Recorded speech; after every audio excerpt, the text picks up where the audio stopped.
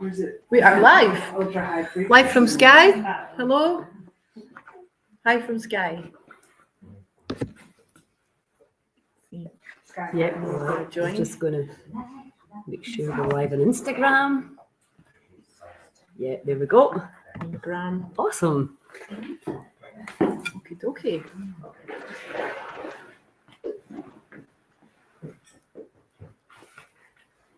Okay. Are we just starting? Is it the other people are not here? Are they not coming? Does anyone? Nikki is just coming. Okay. James is not coming. It's not coming. Mark. Here today.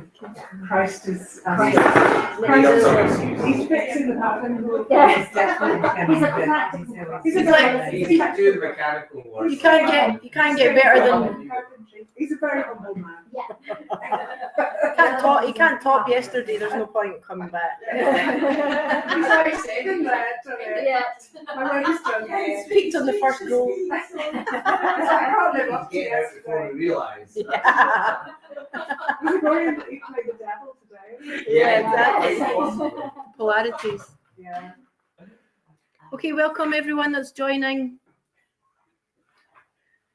I can't see who's joined, so I'm going to say if my beautiful friend Kaz is watching from Tenerife, hello, love from Sky, you'll be here soon. And love to Karina. Okay, today we're going to work. We're actually, before we move on to the father, we're going to just end the mother because we didn't have enough time yesterday to do the little last bit that I wanted to do. Did you manage to watch the live yesterday at all? Right, okay. So it is, you'll still be able to watch it, Lilia? Yeah. Yeah. So whatever you missed yesterday, I won't repeat because time-wise, but you'll be able to watch it later on. Okay. Has anyone got any questions from yesterday or feedback or anything come to them through the night or through the evening or any? I had a lot come through tonight, but it wasn't. I felt it was really interesting how, even though it was Ellie's ancestry, it was like we were all having things that were relevant and being healed, and yeah, it was fun. It's the magic of group work, really, isn't it? Because we all are similar, and there's no. Hi, darling. There's no coincidence who ends up standing on what fabric and what comes for them. It's for their own journey as well, in all ways. So we can always trust that. That's why I love some facilitators work just one-on-one. I love to work with groups because everyone and everyone's family system benefits. And yes, darling. Does it only apply to humans?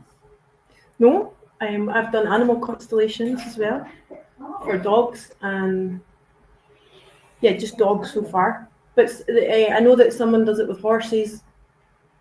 Anything that has energy.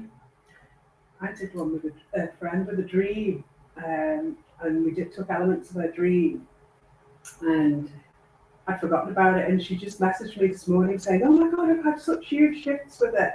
Like she dreamt about someone she knew that she had a communication issue with, and then she started doing loads of other stuff from it as well. So I'm just moving away from this fire. It's so hot. You can any system. So you can do it on physical parts of the body. You could do it on illnesses, animals, past lives, dreams, planets. archetype. We work with the archetypes, do archetype balancing. Anything that's part of a system, can apply to. Oh, actually, common in organizations for businesses. So, looking at obviously it's different for corporate, but sole trader is a reflection of a family system more clearly. In corporate, it's still there, but you're really looking at the same formula of what's excluded, what came first and isn't being acknowledged, where are the injustices. So who was the previous CEO and how did that end, and sometimes even the building that the company is in, what was in that building before, so we're always looking before. So now we're talking about our own ancestors, but in those situations, it's just what came before us. And it's not just disappeared, it has a place. And when things haven't been given a place, it affects any system. Next question. Any other questions? So that's when you watch a constellation, people go, what just happened? Because it's very experiential and you can feel it. But actually, underneath there's a formula which can be applied to any system, which is looking for what's excluded, what's running what's causing the dysfunction. It's always whatever's excluded. So in a family system, it will be who has been excluded. It's just always what trauma is unresolved and playing out, repeating, mirroring. And do you always meet the person that is part of the constellation in the room or in the virtual space? No, because it works on, as long as they have asked for it. We would never do work for someone who hasn't asked for it, because they need to want something to shift and be open to that. And also, I don't know, there's maybe some moral issues there. That's why if I work on a couple, if you're my client and there's an issue coming up between you and your partner, we'll look at that as a relationship, but we'll look at your part in that and we'll do the healing on your part. We won't go into your partner's line without their permission or without their desire to do that. So they kind of would normally be there. But if for any reason they say, I really want to have it, but I can't join, the internet's not working, whatever, just go ahead and do it. And I just trust that. But I've not really ever had that. They would always watch.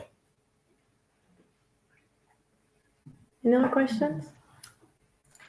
Okay, so just going back to the mother.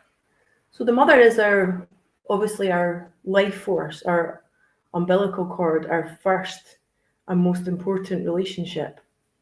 And for me, that then equals the hardest. The mother wound is the hardest wound. And if we talk about what we were talking about yesterday, that you choose this mother, then chances are you're choosing, and how extreme that relationship can be. You're choosing that for a reason. So does anyone want to share any part of what they've written down that came to them yesterday about their mother or the situations, or if there's resentment or pity?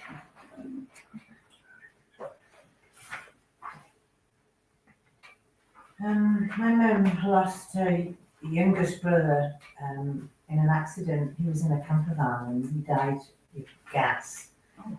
And she was in Canada studying as a nurse. So my grandmother decided not to tell my mum. So they had the funeral and everything, and then it was only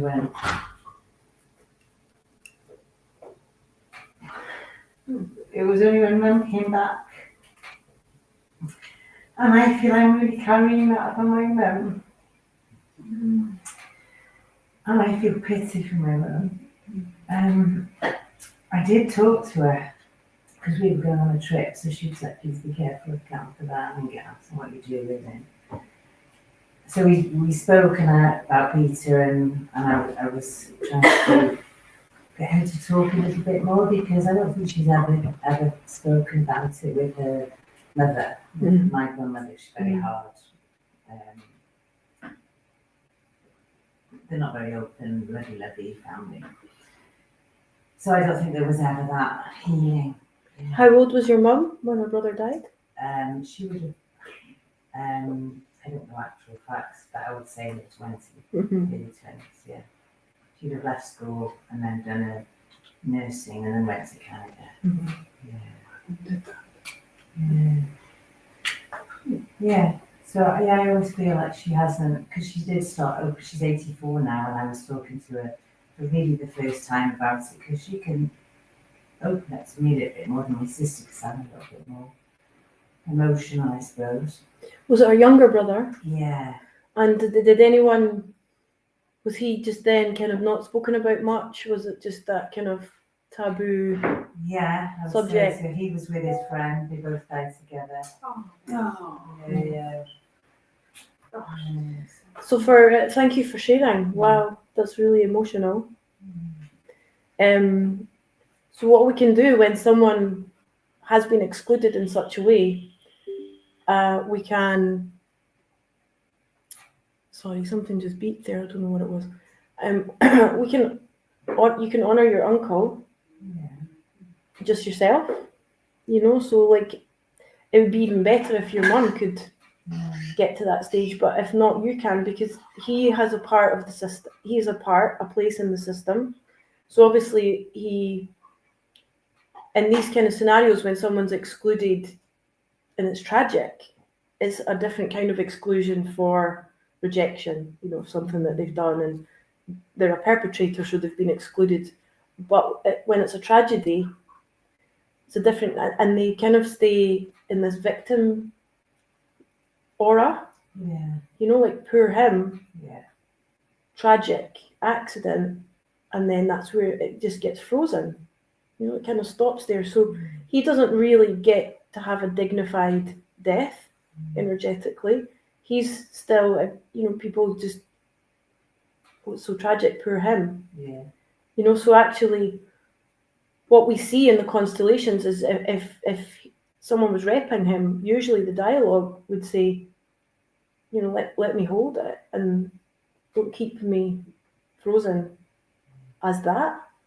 So what we would do then is we would allow him to pass to the light, to rest, be at peace, and honour him that he always has a place here, and kind of release the story of tragedy.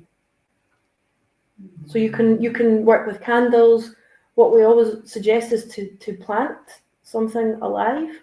So you can either have a house plant or plant something into the earth that represents him, and you can dialogue with it, or you can honour it in whatever way you feel is right. But this is a shift the story from, like you can leave that with, like somebody asked earlier, what's the difference between compassion and pity? It's a great example. How do we hold compassion for his destiny without pitying him? And how do you hold compassion for your mum, for her destiny, without pitying her? So it's to allow honour, so like how do you honour him in a way that lets him be his full size, regardless of what happened to him? Because what happened to him is keeping him small, because it's such a shame. Yeah, can you talk about that rather than the person who So like, how do we separate out? I was saying earlier, like we'll talk a bit more about victim and perpetrator, but when we talk about perpetrators and someone, he's a rapist, well, he's a man who raped. She's a thief, well, she's a woman who stole something. So actually, first and foremost, it's a person, and they're not defined by their action. And if we as humans can hold that everyone's a person who's not defined by their fate, their story, their actions, any of that, that's just something that they have to hold, and that's theirs to hold, then how do they get their places? That's how they get their place as the person, keep their place. So what's his name? Peter. So Peter, so let's ask just the room, can we just honour Peter? And can we actually just feel the essence of Peter and honour Peter, not Peter's story of poor Peter who died tragically.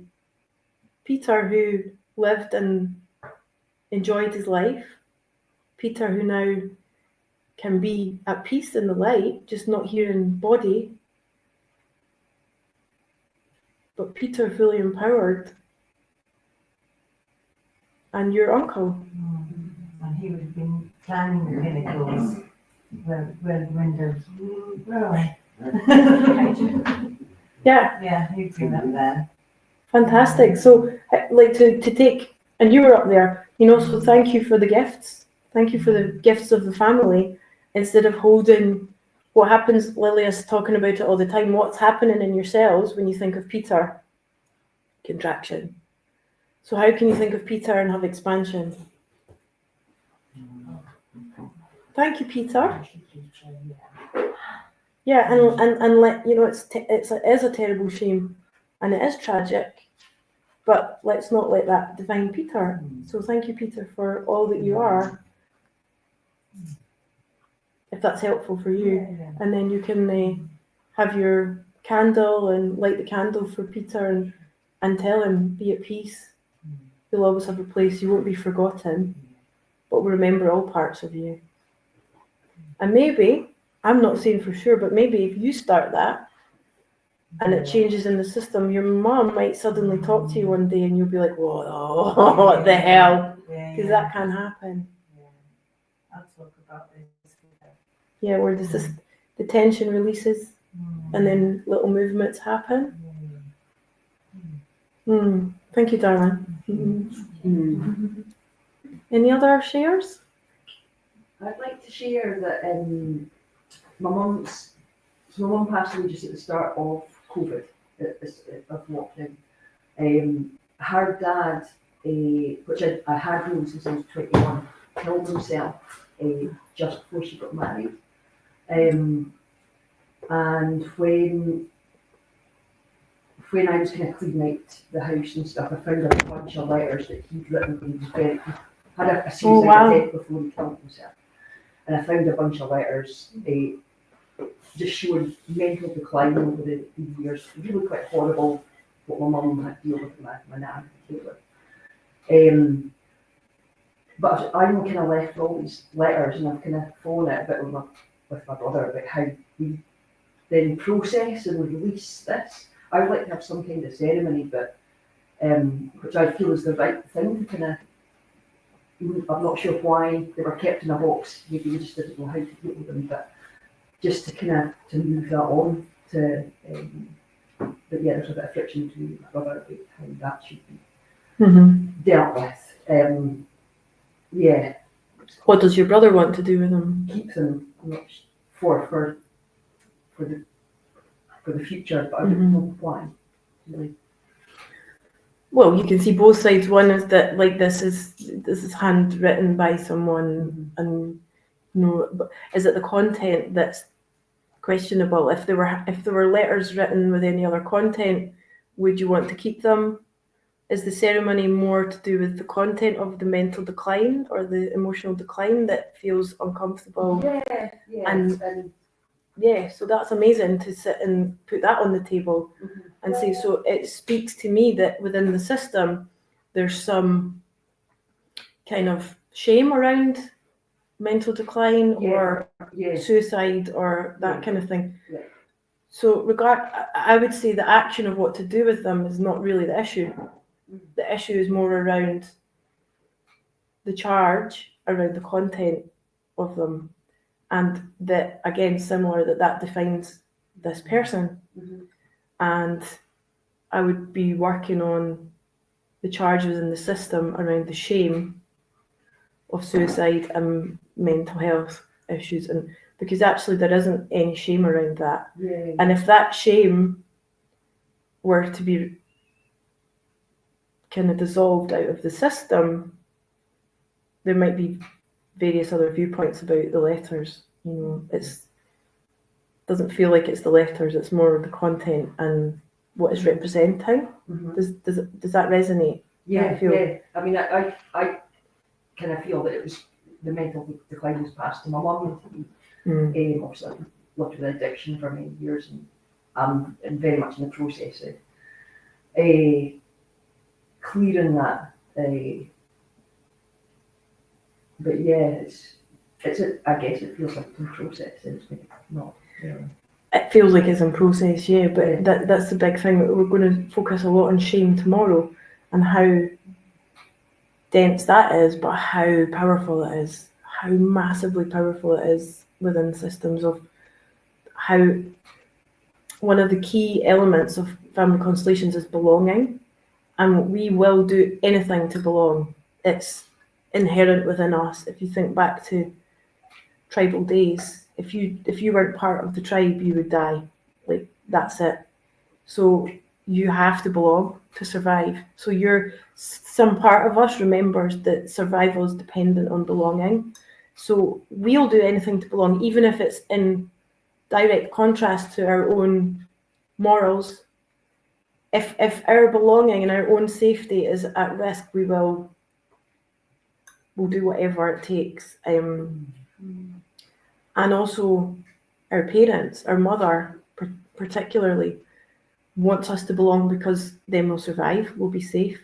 So, when she says, don't do that, what will the neighbours say? Don't wear that, don't do this, she wants you to fit in, she doesn't want you to be different. And you feel squashed and unseen and like there's no individual, I've just got to be like a little robot the same as everyone else. But there's a fear, it's a fear that's driving that. It's not that she doesn't want you to be happy. There's a fear that's like, well, what will the neighbours say? You'll not be accepted and then you won't belong. Yeah. So shame comes in to be like, well, actually, that's a threat to belonging. Because if you're shameful, you've done something wrong and you'll be excluded. So shame is so powerful because it is actually life-threatening in some way, indirect way. So the shame that we all carry, and we'll all carry shame in this room for different things. Some things will be similar, but there'll be a lot. We've all got a lot of shame. That's the same as yesterday when we talked about the conscience. What drives your conscience? Like school, country, religion, all this kind of stuff. It's the same. Shame. Shame comes from all the same places. So it's massive, and it's really a lifetime of work trying to release shame. So I would say that's definitely something to look at, is this shame around,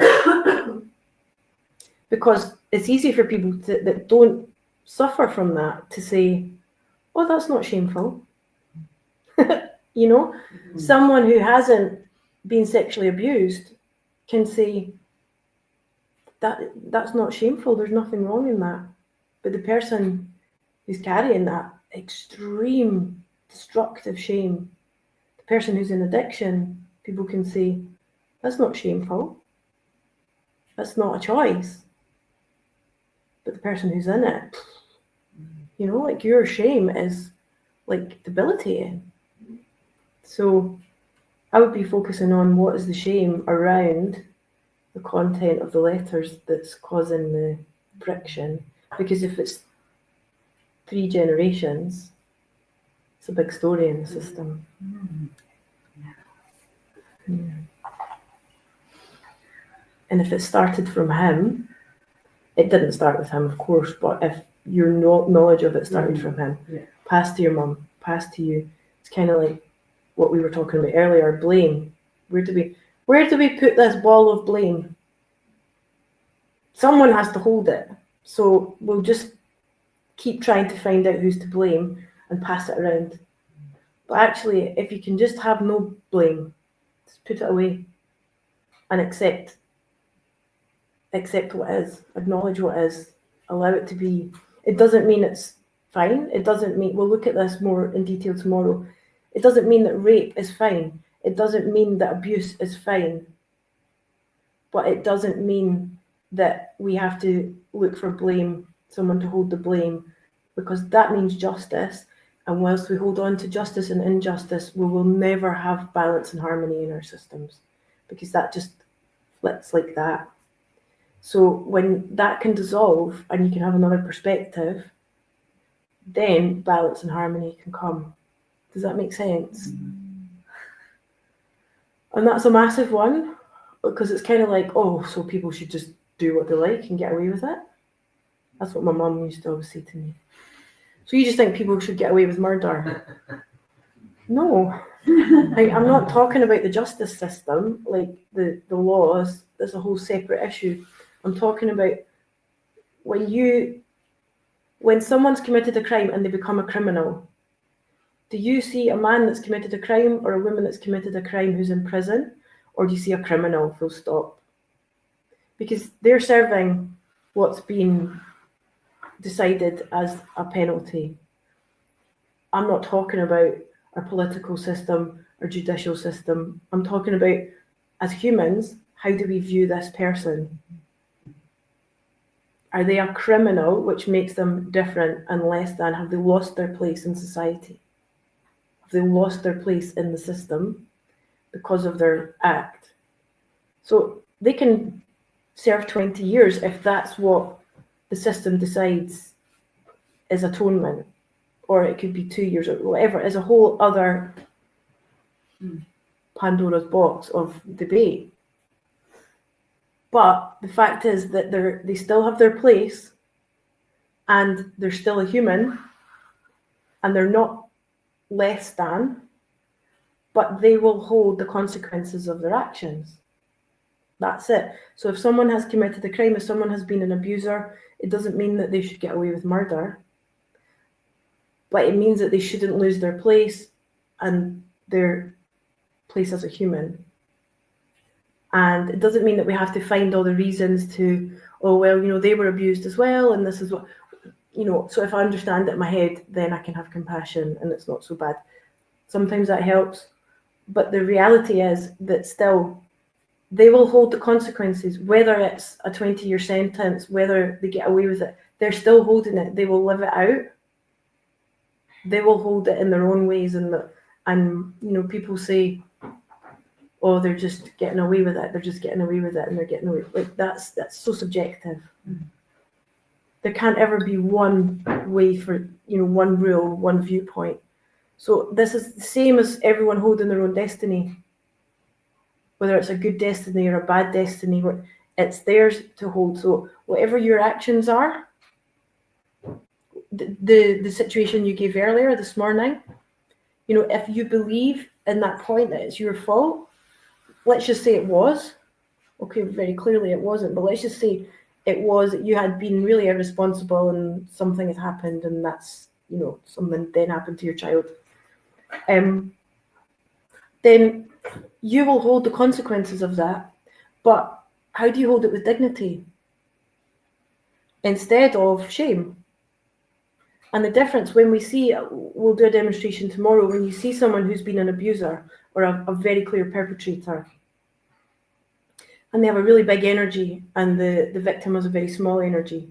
But when the victim is empowered and gives back, these are the consequences of your actions, and I'm going to leave them with you. Oof. Instant change. And the perpetrator, whoa, I'm not so powerful anymore. And then somehow they're liberated. It's like, do you remember when you were young and you stole something from the shop, like maybe a chocolate bar or something, and you'd be like, you can hear all the giggles, obviously, we've got a room full of free chocolate.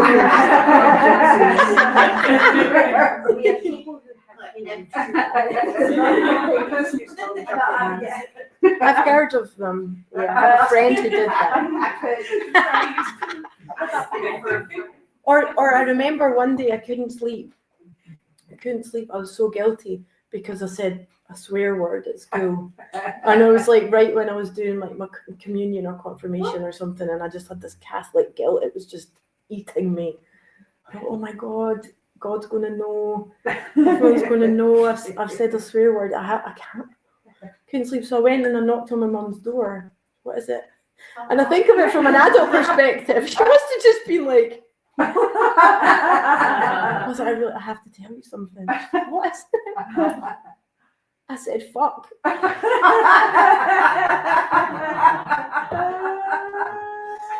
And as soon as I said it, I was like, oh, I feel better. Or like if you've stolen the chocolate and then somehow you have to, like, you put it back, or you something, or you tell someone, or like you have to get it off your chest. You remember anything a broken side? It's stolen like a half pence piece, like worth of chocolate. Do you remember half pences? Yeah, half a p. It was half a p. It was worth. And half a p. Nicked it from the sweet shop. And I was like, oh my God, shit. It's terrible, isn't it? So Yeah. this is what I'm saying. How good do you feel when you confess? Or, you know, you say, like, you acknowledge, I did something bad, did something wrong. So maybe they tell you, say 10 Hail Marys and you're fine, or like put your chocolate back, or whatever it might be. But, or go and like cut the grass, or do some chore, or something like that. So then you feel, okay, that's, you know, that's balanced out. So it happens the same in a constellation. If you have someone who's a very extreme perpetrator, who's really caused suffering, and every single time they will have their own story of suffering, which has led them to be such a perpetrator, we know that. But when they get given back the consequences of their actions, they instantly change, and they're, oh, okay, I want to hold this. I will hold this. And somehow they receive their dignity back because they've lost their dignity through their shame. So when they're allowed to hold the consequences and just solely be responsible and say, what I did was not okay, but I will hold the consequences so you don't have to, they become empowered, and so nobody has to hold that shame or guilt or blame or anything. It's just these are the consequences of my actions, whatever it may be, but it's mine to hold, and whatever I do with. The same as when you gave back yesterday in the constellation to the bearded mother. And he said, leave it with me. You wanted to hold that. Yeah. And even before, you'd been so. But when your daughter said, no, I'm not holding this, I want you, instantly, give it to me. And it doesn't matter what you do with it. If your mother then shares it with the ancestors behind her, if her mum comes in to help her hold it, or it's not your business. And as a victim, it's not your business what the perpetrator does with what you give back to them. That's their story. Just let them hold it and let them decide. You cannot hold it, because then you stay victimized. So shame keeps us small. Guilt keeps us small. Holding our responsibility allows us to be big and empowered without blame or shame, just fact. I fucked that up. I see the impact it's had. Let me hold it. It's mine. Instant. Does that make sense? Yeah. Great. Is any of this work done in the prison system? Because it's such a massively independent. I wonder if this work could be. Not that I know of, darling. That when I did my training, the reason I did this training was because I wanted to do it in prisons.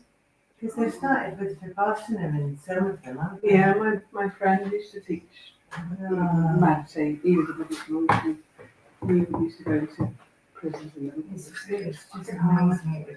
You need to get in there. I wanted to have constellations in schools and prisons, but there's so much red tape. And to be honest, I've spent a lot of this time doing my own work, my personal work through it as well.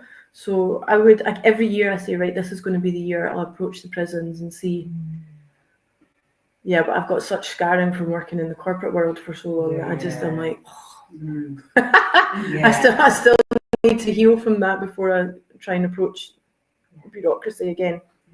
There But is an amount of restorative justice going on in prisons from different angles, and there always is an effort to do that. And there's certainly, I think, for me, the biggest sort of healer in that is the knowledge of the individuals working in prisons, whether the approach is non-violent communication or restorative justice or whatever project or constellations, it's valuable. But the actual thing is the statement of humanity, that there's a human in there, and exactly right. sort of more belief system in the individuals Like you're worthy. You're in this prison, but you're worthy and you have a place and you're important. A couple of friends who are female prison officers actually in New Zealand, And they know that. Yeah. As Mm. individual women. This They know country that's so underfunded and overcrowded as well. And I think funding as well is something that comes up in all walks of project and NHS and recovery and system and school, that we can't do it if we're not funded. Well, I would do it for free. I would go into prisons for free to do constellations. So if anyone in the room, I can probably get you my work. okay, if anyone in the room or anyone watching who knows anyone, or just hook me up if you can. Maybe when Because they're released, I'll- and then the integration back into society. Yeah, even after prison, at like Yeah, any that would be stage, good. any stage of rehab or offenders, like I'm would be really happy for Can I that. give an example of this? I was in a community and there was a young boy who was 15 who had been excluded from his family and moved on to live with a friend in local area. He's 15, he's excluded from school, he's awaiting court for a sexual offence. I don't need to know the whole story. That kid came in at the time, and my husband was working in youth work, and we knew the woman he was staying with. We didn't know the 15-year-old, and he needed to be kept busy whilst waiting on court, and we didn't really know the story. And this is what I'm about system and project and the ripple of what you can do as an individual, because if you have faith and trust and confidence in your own safeguarding in your own household, you don't need to risk assess or wait for someone to give you money to let the kids cut your lawn outside your door. You can give him a tenner to do that work, so that whoever he is keeping him within your community who has to go to work can get to work. So you've just solved all of those problems as an individual without a system. You've just gone, right, I'm going to see how safe I feel.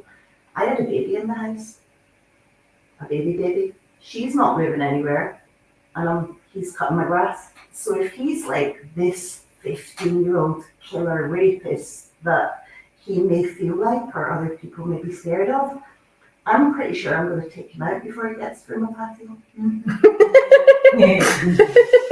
I've got this. My baby's not really going to feel his energy. I'm still breastfeeding her, and she's in coochie lands with her soft toys on that side of the fence, and he's in the garden. He's only cutting my grass. Not like to be individuals within a system though. So I'm allowed to make that risk assessment and give some humanity or just a bit of relief to the woman who's had the balls to put him up. Either way, we've won. Yeah. The guy gets a tenner, he's 15 years old, he's a baby. He may or may not done what he's been accused of with a sibling or a step sibling in a messy relationship 100 miles down the road, but he's been removed to give that a rest and to let things take its course. So I can support what I see is good in that. I don't even need to know the story. And then that trickle got out, and then I'm associated with perhaps having a paedophile liaison. He's a 15-year-old fuckwit, and there may or may not have been a story, but we don't know that. But the level of fear around that in the young mothers, because we're designed to protect our babies. So the best thing I can do here is go, my baby's protected, because I'm really quite capable of making that decision, and I'm not scared of the 15-year-old spotting boy in the garden. So if he did something because there was a wee kid involved, then that's a different, it's not mine. And I just wanted to give that particular example because we're talking about all these things, but the fact that we're not funded and we can't do it, and the bigger organisation doesn't work, and the prisons are shit, and the NHS is shit, and schools won't teach it. Someone, anyone, no one, who owns it? One tiny example, but you can own every single part of your Nikki for PM. I don't know what kids do now. I know what my kids do now. You know, I don't know what happens because I didn't ask. Yeah. And when I've worked with like younger children in forest schools or outdoor settings, it's fantastic. I try my hardest not to read the shit. There's a 3-year-old arriving who's already not able to be in mainstream nursery because they're aggressive. Really? Like 3? Fucking hell, really? This is where I want you to do constellations, because in that book it doesn't start with you. There's a child who is removed from school because he's constantly, with a pencil or anything they can find, he stabs everything. Classmates, sofas, everything, stab, even himself, stab. So they constellated it, and it was an ancestral story of someone being stabbed. Cleared it, and he stopped. And also the misinterpretation. Because I reckon suddenly you're going to be like thrown in every prison direction. You're gonna be like, oh. No, I'd be happy for that. I really would. Roisin will be familiar with this one. Like I've been in a forest school setting that was council funded, so therefore there are a bit more rules than some of the freer education spaces in forests. And there's a kid in there, and he's like 4 years old, and he's already got extra funding for his one-to-one worker because he's aggressive and violent, etc. And there's some staff in there that don't like the flowers being stood on because the patch has been planted, and there's actually native bluebell in there. And the native bluebell are precious, so we don't stand on them, whether we're 3 or 4 or 16. And that's really important because I'm a earth educator, have been to like environmental science and Steiner school, and I don't like the flowers being hurt.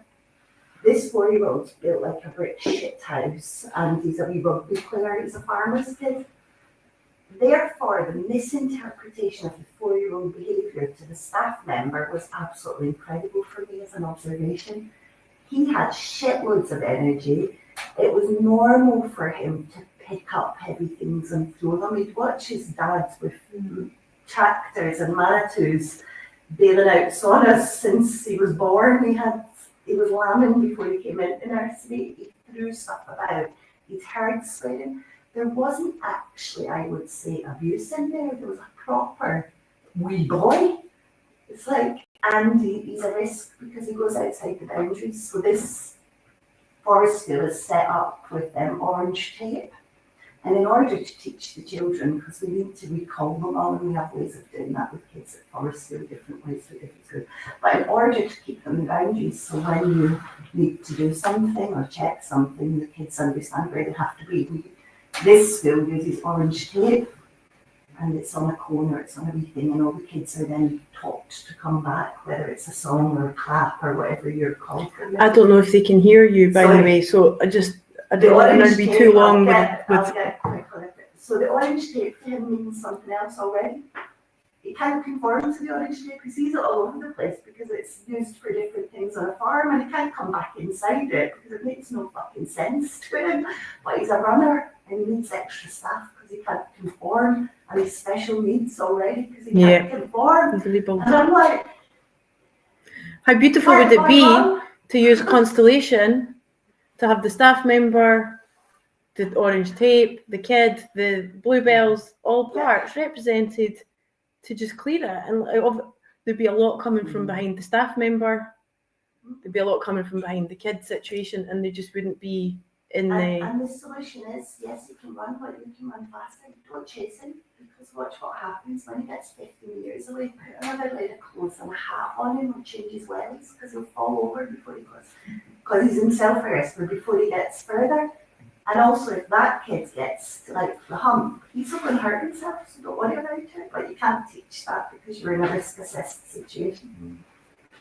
Thank you, darling. So if anyone, on that note, if anyone can also link us into schools, that would be great to be able to bring Constellation work into voluntary, of course, because there's so much, like, I don't know if there's any possible way otherwise at this stage. So voluntary, anything, prison, schools, anywhere that could help in the communities, putting that out to everyone in here, everyone there.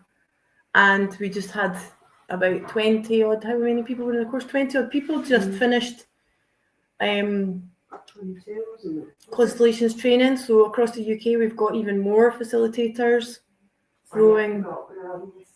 Yeah, it's because I don't know what this laptop's. Sorry for everyone if you couldn't hear Nikki's story. No, that's okay. Because I don't know how much volume you're picking up. She's at the other side of the room. Okay, cool. So let's go to clear and end with the mother before we move into the father. And people at home, so what? 1, 2, let me just check. 1, 2, 3, 4, 5, 6, 7, 8, 9, 10, 11, 12, 13, 14, 15. Lilia, can you join? Sure. So we've got an even number. So don't do it yet, but if you can go into groups of 2 and try and go with someone that you don't know super well. And at home, for anyone that's doing this, if you have someone else there that you can work with, that's great. Follow it as a pair. And if you don't, just maybe try and visualize it, or you can wait and do it when you've got another person. But my recommendation would be to just try and to close your eyes and visualize as if your mother was in front of you. We're going to just close off the mother. So the invitation is to find a partner, take a fabric, or if you're at home, take something that represents, or in your mind's eye, give yourself a fabric in your hand. And I'm going to talk you through what you're going to say. The person, your partner, is going to stand in front of you. Don't do it yet. Don't do it yet until I finish the instructions, because you'll miss the part. Okay. So the person that's in front of you, is Nikki leaving? Right. So you don't have to join. Right, darling. That's fine. I'm just checking numbers, so we've got even numbers. Are you doing much? She's flinging it about. Right. So the person in front of you is going to be representing your mother. You're going to be holding what you're going to give back to your mother. Okay, your mother's going to take a fabric, which is the gift that she's going to give to you. So don't worry about whatever the mother's holding, just have it down handy. I want your initial focus to be on you giving back to your mother. So everyone at home, visualize your fabric, your mother standing in front of you, and then I'm going to talk you through, and you'll repeat, and then give this to your mother, and then your mother will give you a gift. So I want you to receive it, and everyone at home, visualize yourself receiving the gift from the mother, and I'm going to talk that through as well. Okay, now you can move. Thank you.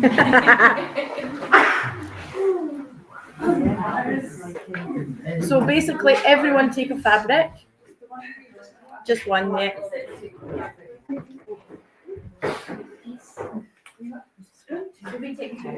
One each. It's roasting. I know, that's why I'm sweating away here. It's hotter than the sauna, which is very hot. Are we both roles? Yeah, you'll swap. Aye, thanks for that. Yeah, you will swap. You're not just going. So it's one fabric between us? No, I'll take one. I'll take one, and then it will become clear.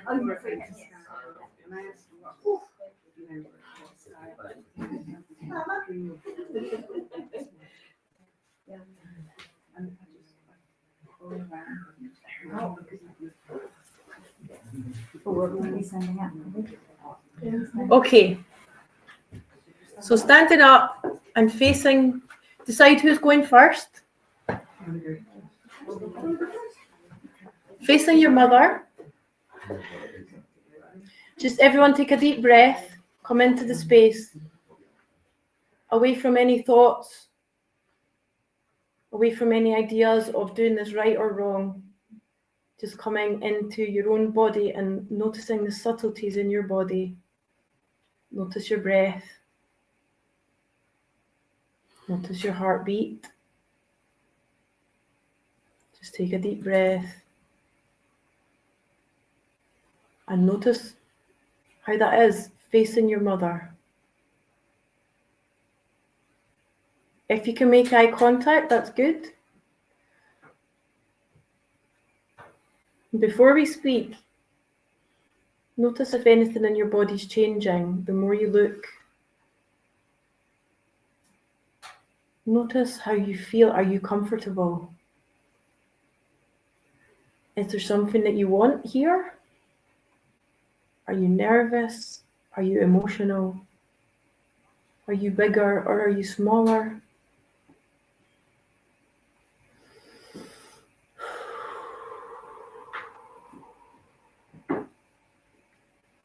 Good. Feel your heart.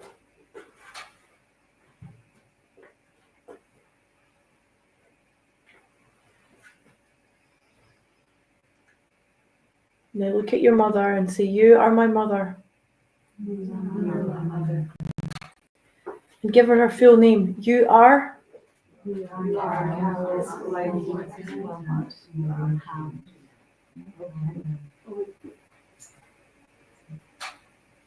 I am your daughter or son. No, this is only the person who's the client. Mother's not saying anything. You'll swap in a minute. So whoever, this is who's going first.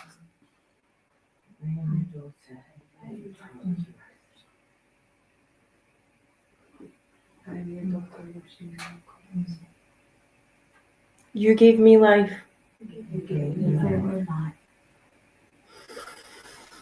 And take a deep breath and let that sink in. And tell her again, you gave me life. Thank you for that. And notice in yourself, do you mean that? What happens in your cells when you say thank you for that? Are you as grateful for your life as you could be?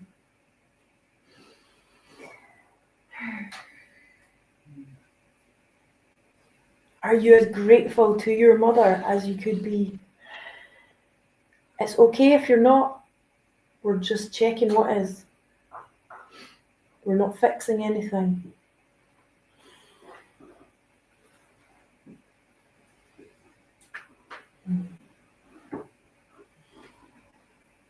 Good. Okay, now hold the fabric and show her. This is what I carry for you.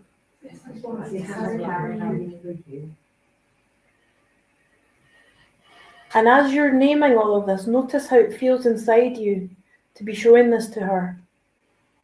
Is there any kind of resentment? Is there any kind of idea that she might not be able to receive it? Is she too weak or is she too strong? Are you scared?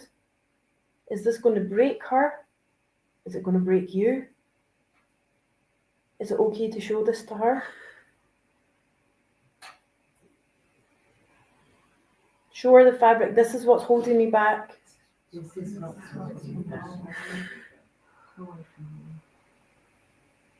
This is my pain.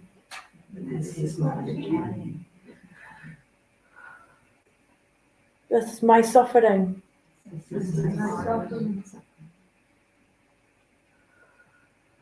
This is me needing you.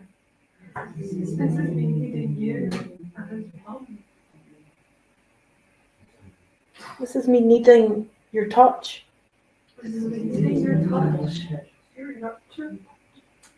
Your care. Your guidance. And your safety.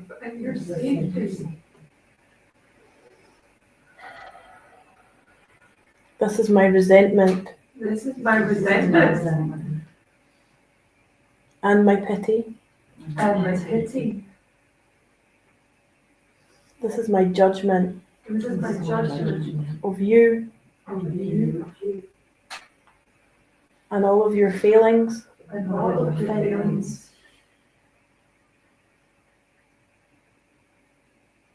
Where you could have been stronger. Or better.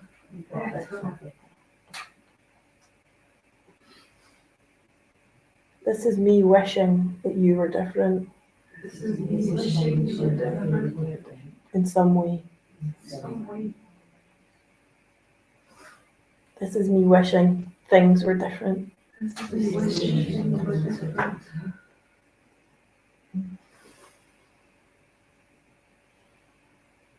This is my fear.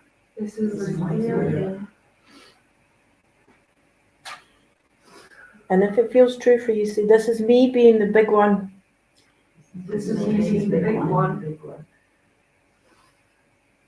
So you can be the little one.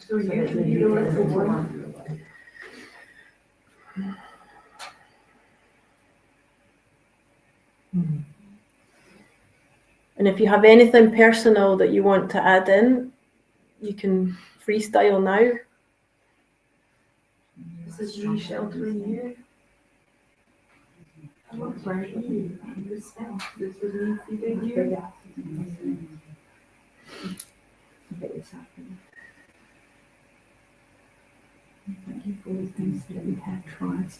This is me standing Keep it focused on what you're giving back. instead of looking ahead to who is to come next.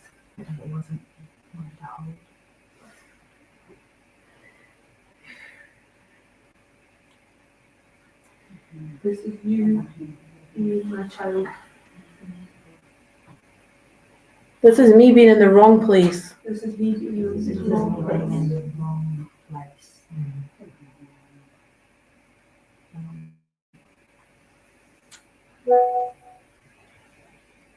Mother, when you're ready, tell your child, sorry, this is an instruction now. Mother, when you're ready, tell your child, leave that with me. And who's giving it back? Notice what happens. Just do it slowly and notice what happens as you give that back. What happens in your cells? Breathe. Notice the subtleties and breathe.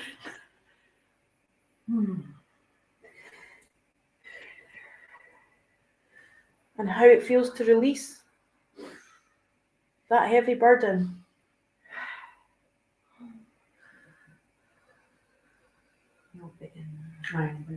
And tell her, I want to be the little one. That's my place. That is my place.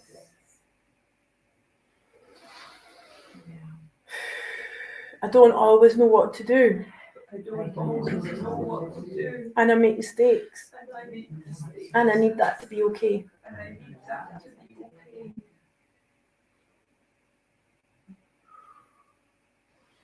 Mother, can you tell your child it is okay?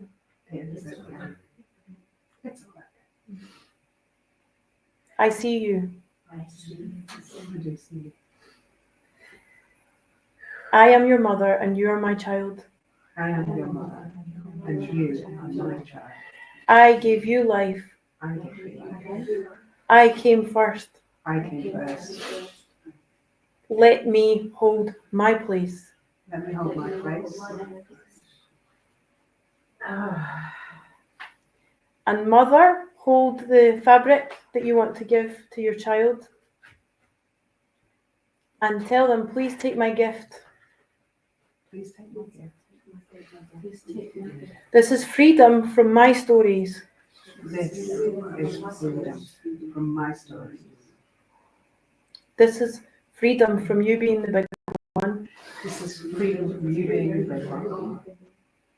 This is you being perfect as you are. This is you as you are. With all the mistakes that you make. With all the mistakes that you make. This is my unconditional love. It's my unconditional love. This is our connection that will always be. This is our connection that will always be. Whether I'm in body or not, Whether I'm in body. you will always be my child. You are always my child. Let me take my place, Let me take my place. even if I'm wounded, Even if I'm wounded. so you can take yours. So you can take yours. Take my gifts Take my gifts. and leave the rest with me.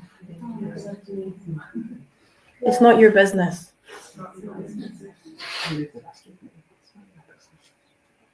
Go to your life and live it to the fullest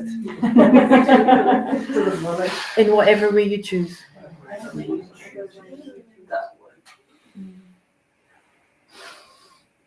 Okay, receive the gift from your mother. Again, do it slowly, consciously, and notice what happens. How do you feel? I don't want it. If you don't want it, that's fine. Just notice.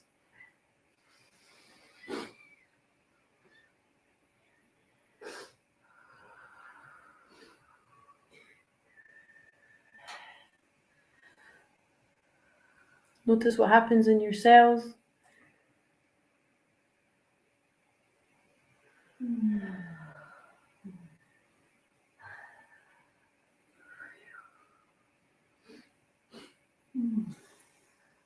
If anyone doesn't want it, pick up one more fabric. Yeah. Anyone else not want it? Pick up one more fabric. Hold it up to your mother and say, this is my resistance.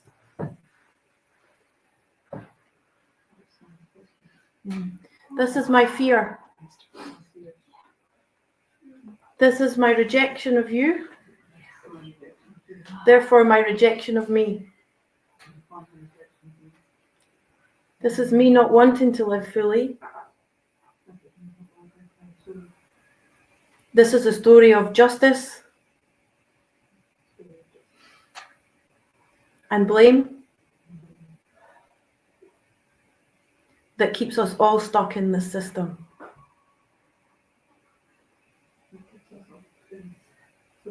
That's good, darling. Keep going. This is the story continuing.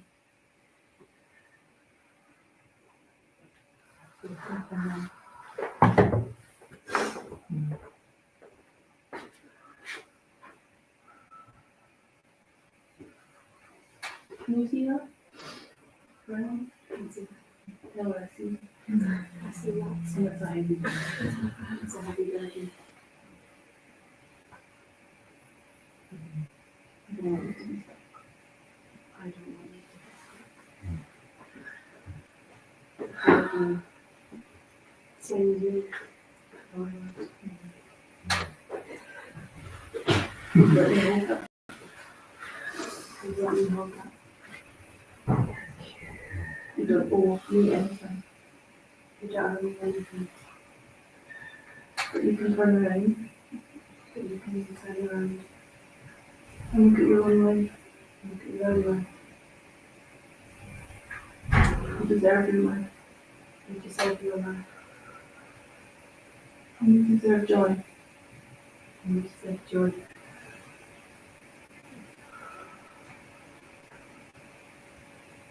You want to go out your system?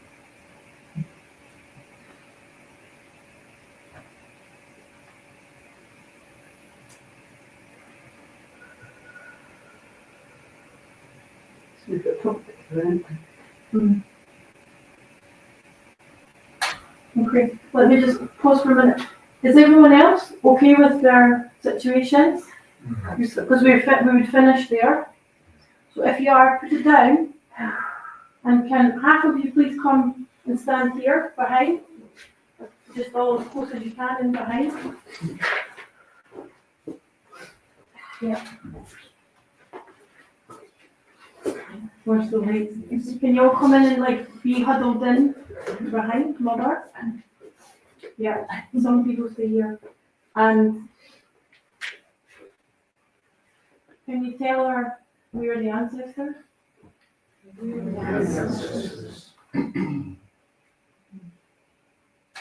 We gave you life. We give you life. It's our story to carry. It's our story you carry. Please do it differently. Please do it differently. We suffered so that you don't have to. You suffered so that you don't have to. Don't let our suffering be in vain. Don't let our suffering be in vain. Please let us hold the pain. Please let us hold the pain. Can everyone else please come in behind her? Hands on. Tell her we need you. We need you. You are important. You are important.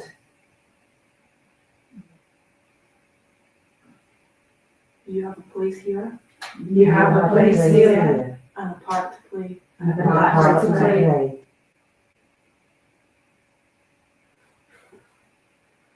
And you know that. And you know that. That's why you're here. That's That's why why you're we're here. here. And that's why we're here. And that's why we're here. It's a new story. It's a new story. And you're already part of it. You're already part of it.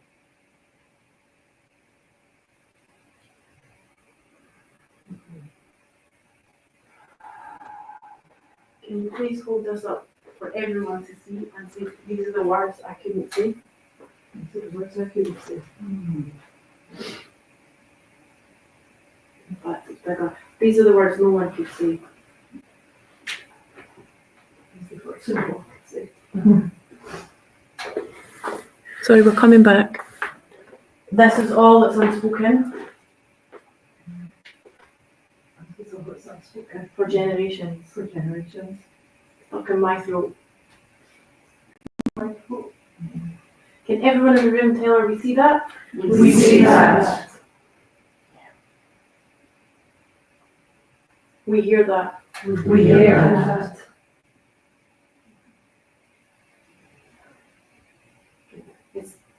Tell her here, it's safe to speak. It's safe to speak. And we want to hear you. And we want to hear you. All that you say. All you say.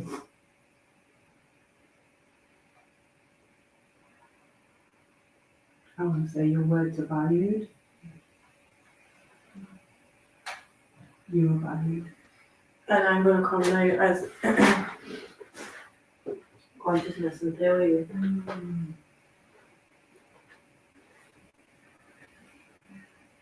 There is nothing in there that cannot be heard and hasn't been heard.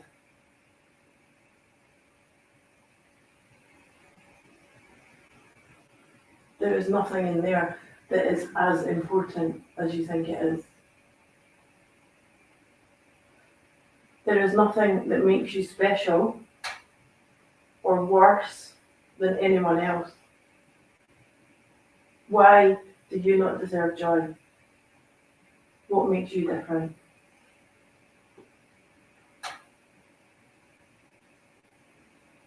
No, you don't know. It doesn't matter. Let it go.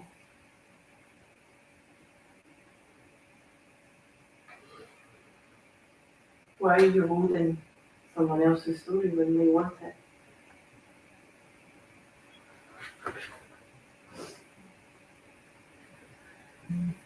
Can you see this is me being stuck as a victim?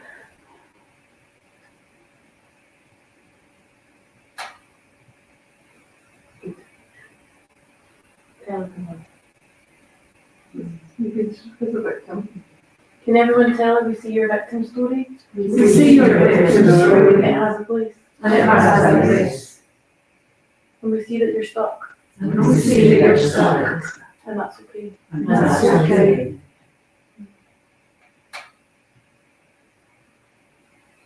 She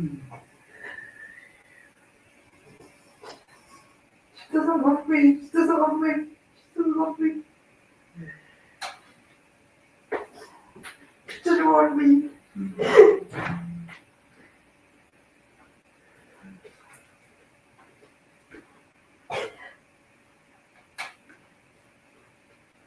Okay, consciousness wants to tell you, she gave you life, and that's what makes her a mother. Full stop. Children deserve safety, protection, nurturing, and love. But when they don't have it, when they still survive, you still have a mother. She gave you life. And you have a life to live. It's not dictated by whether she loves you or not. She gave you life. She is your mother, and she's the only mother, because for any other mother, you would not be you. So if you have no gratitude for anything else, you can have gratitude that she gave you your life. Because without her, there wouldn't be Carol Ann, there would be someone else. And Carol Ann's important, and this community behind you wants you and loves you. and needs you.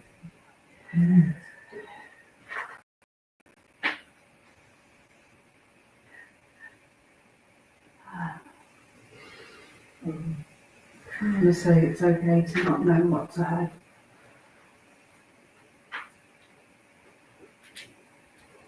So if you can bow to the fact, the simple fact that she gave you life. Not whether you like that fact or not, but to the fact. If you can please bow. Good. And make the statement, you gave me life. That's a fact.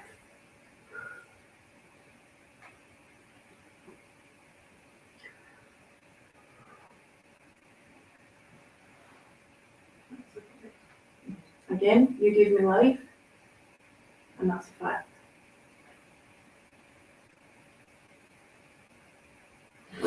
You gave me life. That's a fact.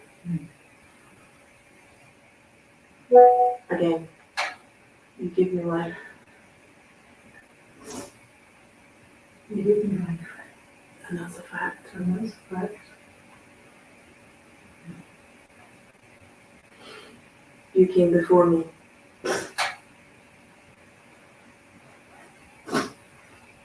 You came before me.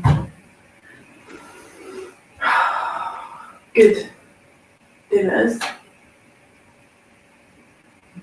Mother, can you tell her I came before you? I came before you. And I gave you life. And I gave you life. And that is yours to do what you want with.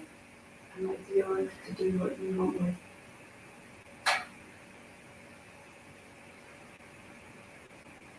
Caroline, can you turn around and face your community?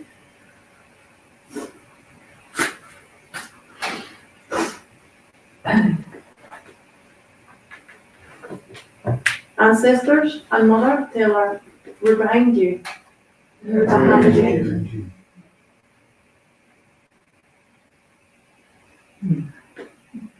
Again, we're behind you. We're behind you. Please live in a way we couldn't. Please live in a way we couldn't.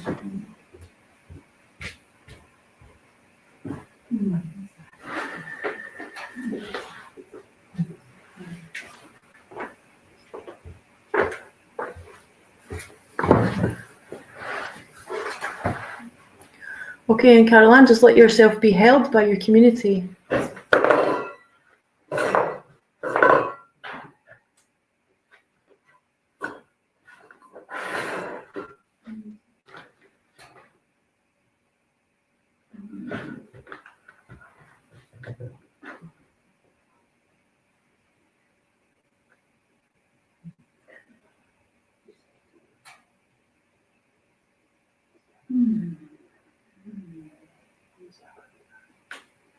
Community, tell her we see you. We see you. Exactly as you are. Exactly as you are.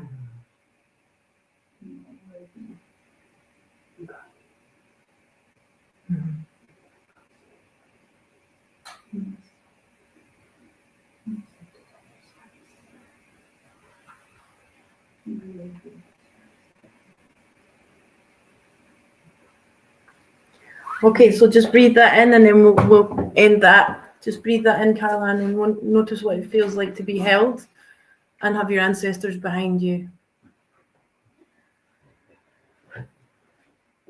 Okay, beautiful.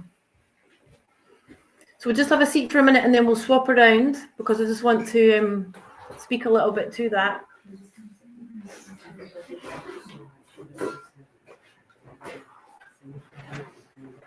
Thank you everyone who's joined live for the patience. We had a beautiful moment and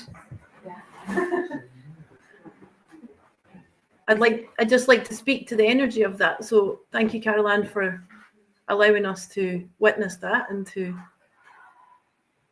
be part of it. So I'd love everyone to notice how important it is that we need to change our perspective of what a victim story means and being stuck in a victim story, because that is not helpful.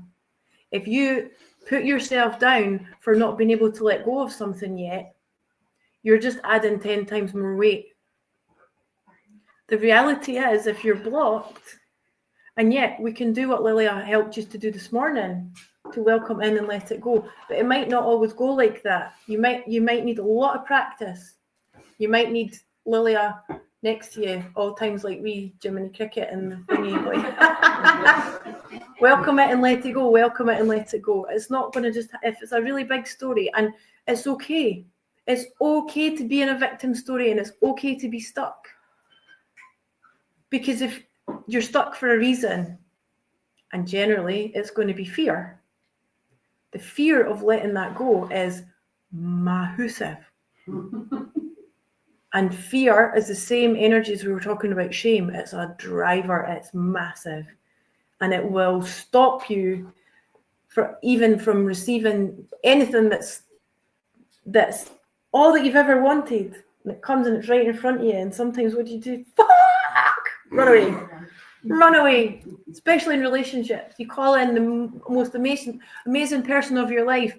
And it's everything you ever wanted, and then it just brings up all these insecurities within you, all these fears, all these, oh my God, all these unprocessed parts, and then you run for your life.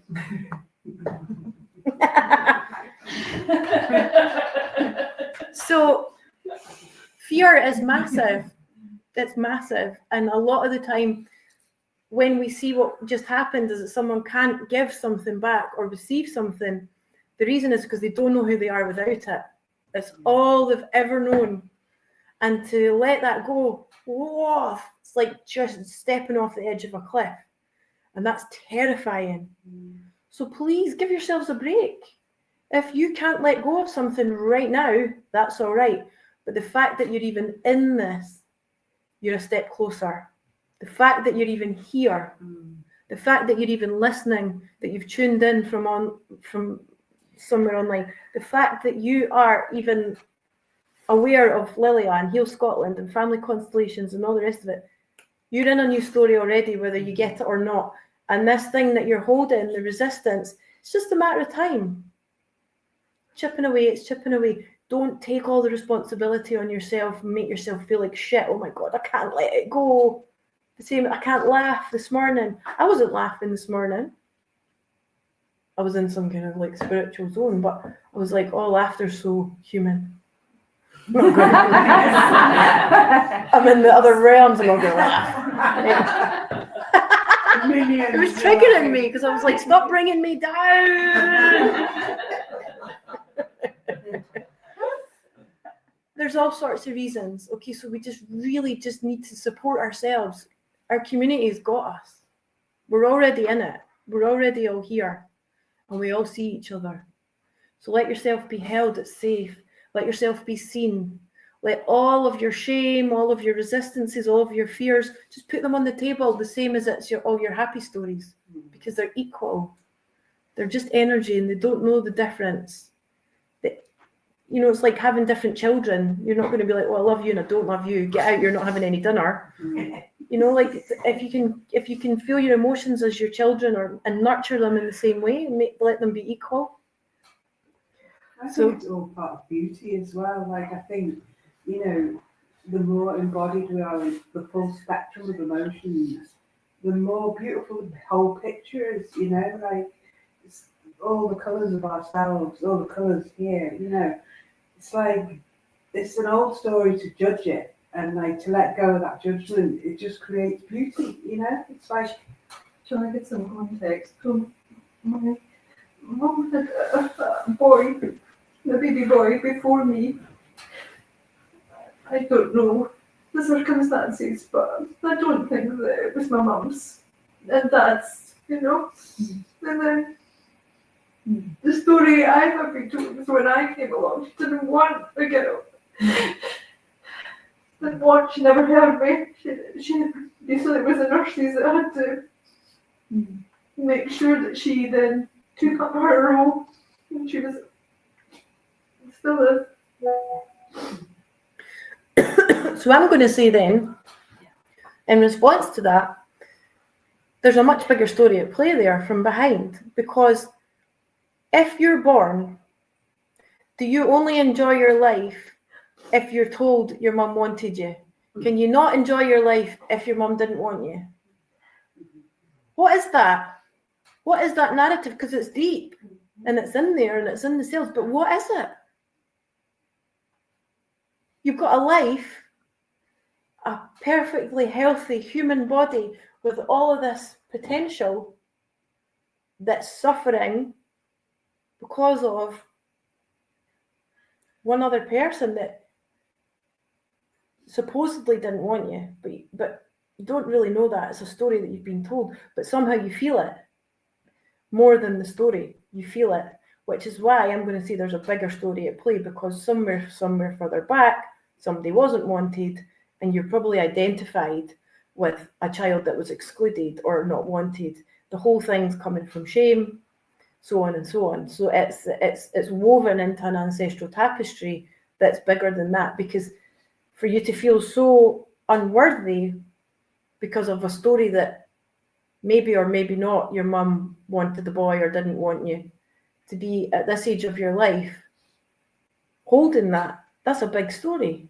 That's in the subconscious. It doesn't just come because one day somebody told you, oh, I don't think your mum wanted you. Because if you'd felt wanted and you'd felt nurtured and you'd felt a healthy relationship, and then it's like someone comes and tells me just now, you're Polish. Like, no, I'm not. Yeah, you're Polish. Oh, say what you like. I don't feel Polish. I don't think maybe I am. But you know what I mean? It just passes over you, because I'm like, well, that's not true. It's what I feel. So there's something bigger. Yeah. But then that's a beautiful thing for it now to be on the table to sit with and say, you know what? Maybe she did, maybe she didn't. Let me light a candle for the ancestors who actually wasn't wanted. Let me plant a tree or have a plant or whoever it was that was excluded, because it's not going to be fucking me anymore. That's for sure. I've got a life. I've got a body. I want to live it. I've got a community. I've got a lot to say that's really important, and I don't want it to be stuck in my throat anymore, and I don't want to feel so ashamed of myself, and I don't want all of that. So let me give it back through this candle, through this ancestor, and let me turn towards my life, and whoever's behind me, mother, ancestors, they can pick up the pieces. It's not mine. I'm not going to hold it anymore. That's a new story. And when we can all support each other in that, yes, brother, yes, sister, that's what Lily is hammering home, the importance of community.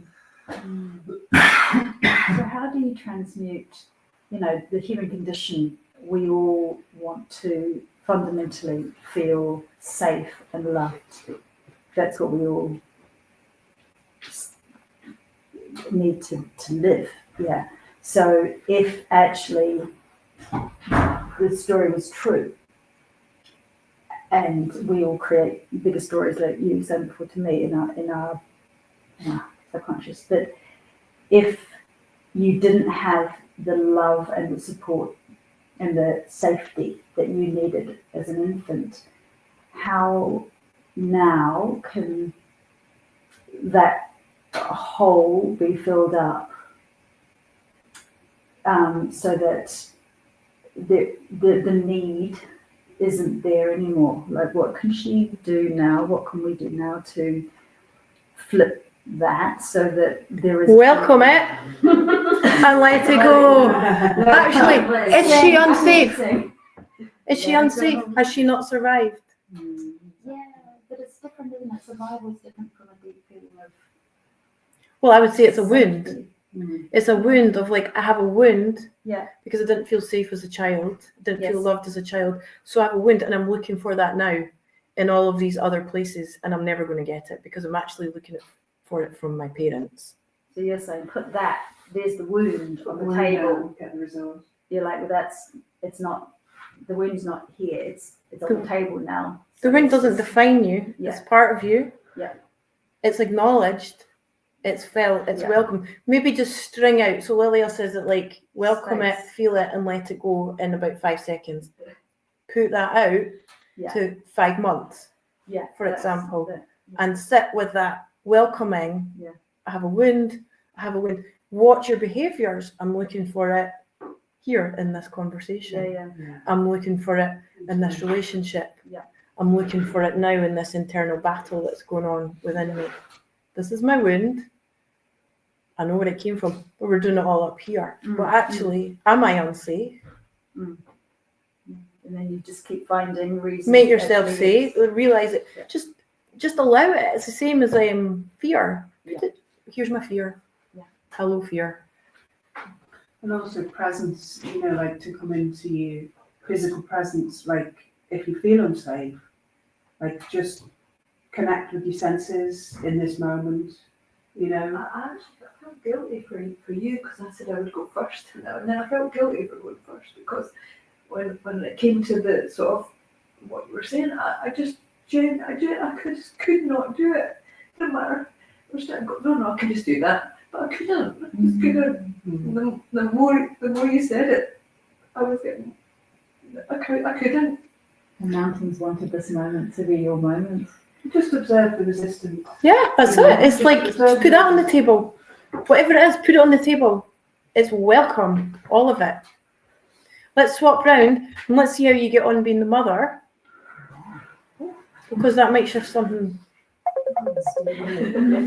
Did anyone hear a beat then? I'm wondering if I Is it? No, I just need to do something here. Oh, hiya, Laura! Did you hear a beat? Did you hear a beat?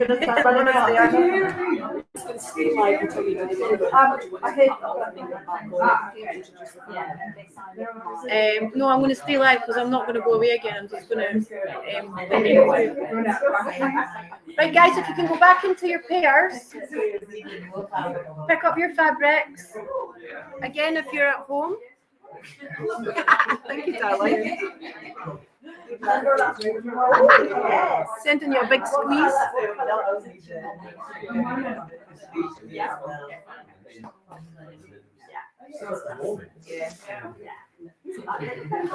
Okay, so we're going to go again, swap around. So whoever was the client the last time will be the mother this time. So guys, if you're working alone at home, now be your mother. So see how it feels. If you've just done this alone with your visualization, what you can do is just replay the situation and flip it around and be in your mother's role and see how it feels. Or if you're a mother, you can do that as well. Whatever you want to do. Or you can just repeat the same again. Okay, guys. Taking a deep breath. Coming out of your head into your calm body, breathing into presence for this situation.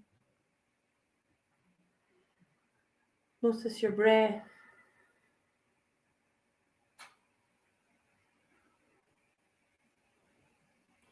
And client, please tell your mother, you are my mother. You are my mother. And give her full name. You are? You are Dorothy. You gave me life. You gave me life. I am your daughter or son. I am your daughter. I am the little one. I am the little one. I am the little one. And show her the fabric. This is what I carry for you. This is what I've been carrying for you. And it's heavy. And it's quite heavy. I've chosen to carry this I have chosen on some level. on some level.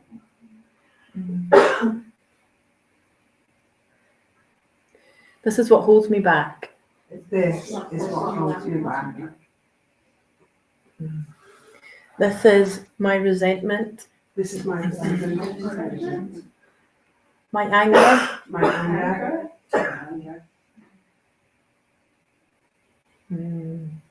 This is the injustice, This is injustice.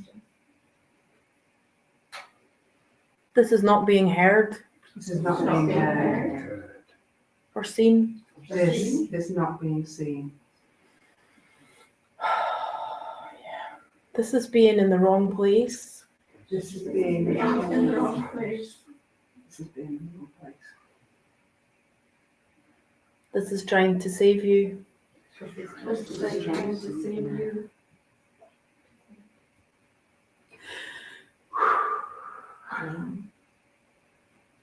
This is trying to fix you This is trying to fix you.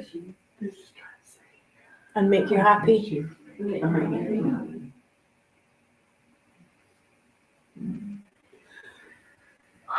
No matter the cost to myself.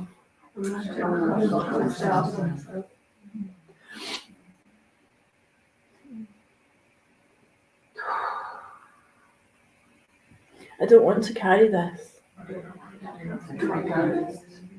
because it's holding me back. It's holding back.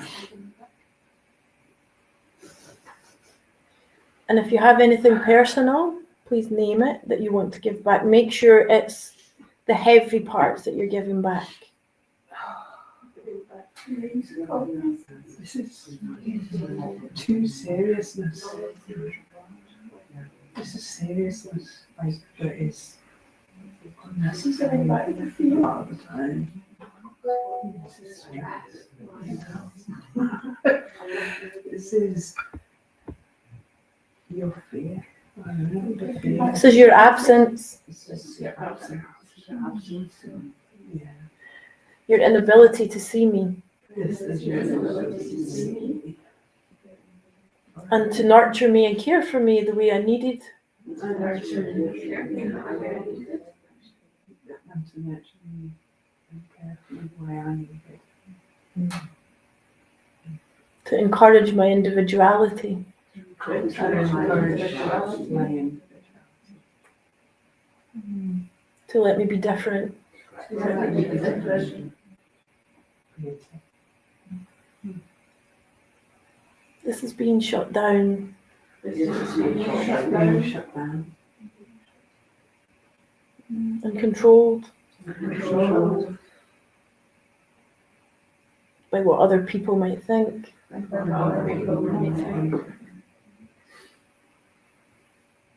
Or what you might think.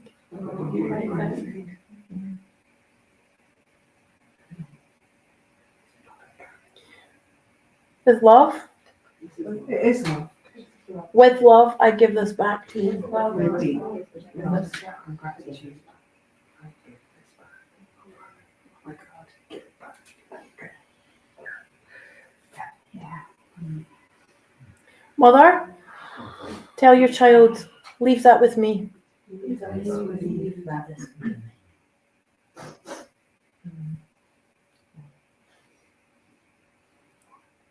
Tell her this. Tell them this is your time and your life,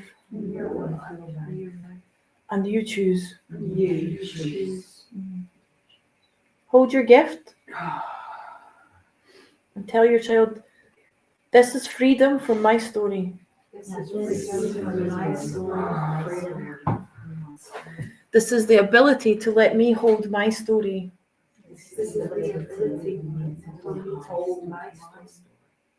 Regardless of what you think. I am the big one. And you can only be the little one if you let me be the big one. This is safety in being the little one. This is trust in being the little one. This system will not fall apart if you step down.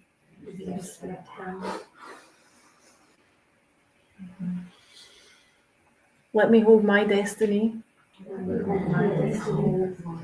with dignity.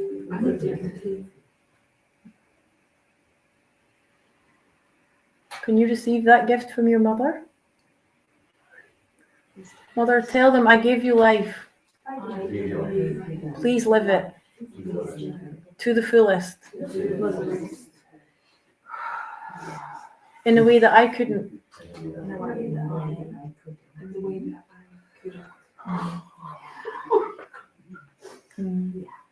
I will support you the best way I can.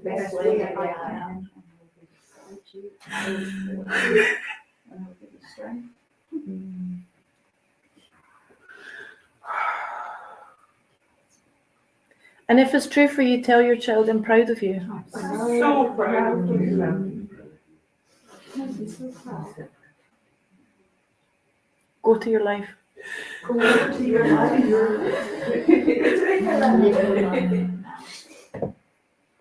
If you want to hug, you can hug. If not, just you can take the gift and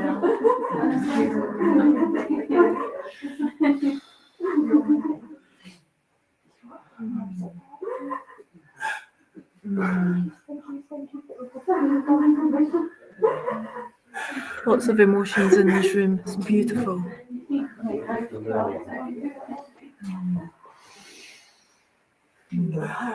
Lots of hugs. Lots of tissues. And when you've finished, we'll just sit back down, everyone. Thank you so much.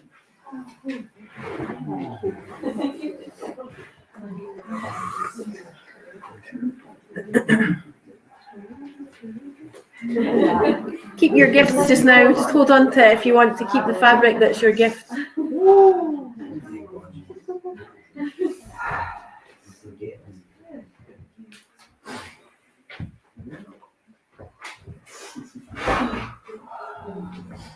Okay, so I'd love to know how it was from both perspectives. So to do it, first of all, and then to be the mother,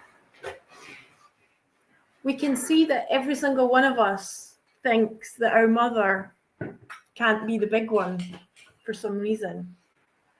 So when we're giving it back, we feel bad. We feel bad to give back.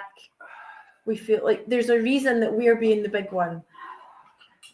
The reason that we're being the big one is that some part of us believes that she can't. So how did it then feel to be the mother who the person in front of you believed couldn't be the big one? Did you feel the shift where you give that to me, give that fabric to me, let me hold it, go to your life? So when you were the mother, it was the same energy as when you were talking to your own mother. Everyone's mother, we believe, cannot be the big one. But when you stand in the role of the mother, you can. Even if you're wounded, even if you're broken, even if you've got the biggest amount of shame in the world, even if you're disabled, even if you're dependent, even if you're in your heart and in your soul, you want your child to be free. You want your child to go to their life and just let you hold your destiny with dignity. Every single one of our ancestors wants that, no matter what the story. So you can all believe. And if you need to do this repetitively to really feel it, do it. This little exercise, you can do it with a friend or just visualize doing it yourself. Because when you can actually trust, my mother can be the big one, but she can't if you're standing in that place. Only one person can stand in that place. And if circumstances have aligned, that means you're standing in that place now. You don't have to go back and work out all of the things that happened for you to be standing in the place for you to get out. Just get out of it. Just step out of that place and let her have it. Trust. Oh my God, it's terrifying. I'm going to have to be the little one and receive. And I don't get to control and I don't get to look after and I don't need. And you will have responsibilities because some of our parents are aging and some of them are dependent and these kind of things are. But where's the level of compassion and pity? Where's the level of joy and duty? You know, there's this, you can do the same actions with a whole different energy. If you're doing the same actions on a daily basis for someone because you pity them and you're bigger than them, or you're doing it and you're smaller than them, but you're still doing the same thing because you might actually physically be caring for your parent. You want a training program on that, Vida? What, darling? Do you want a training program on that? I do. I've got an intensive on all of this online where you can work through that because it's so entangled. Situations like yours, so entangled where you really are in that. And I can vouch for and that. Janie's the same, yeah. I've been like, I care for my mum as obsessed. But the energy's shifted since I've been doing this work. It's still shifting, but like, how can I say it? Because I've been able to have conversations with her about things and try and explain things in a way that she can comprehend. She's 87, she's blind. She sits, she listens, and I say, do you get it? She goes, sort of.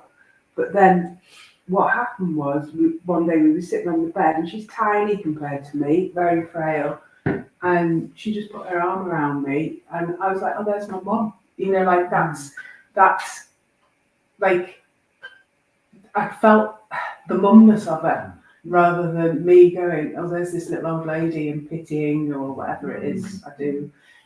I can see her vulnerability still, but I can also feel her gifts and her strength and all that she's given me, you know, and she hasn't always been like this. She always used to tell me to go off and live my life, but at this point, this is how it is, but it's just the dynamic. And even if I go into resentment of looking after her, I can voice it with her and say, I'm feeling this.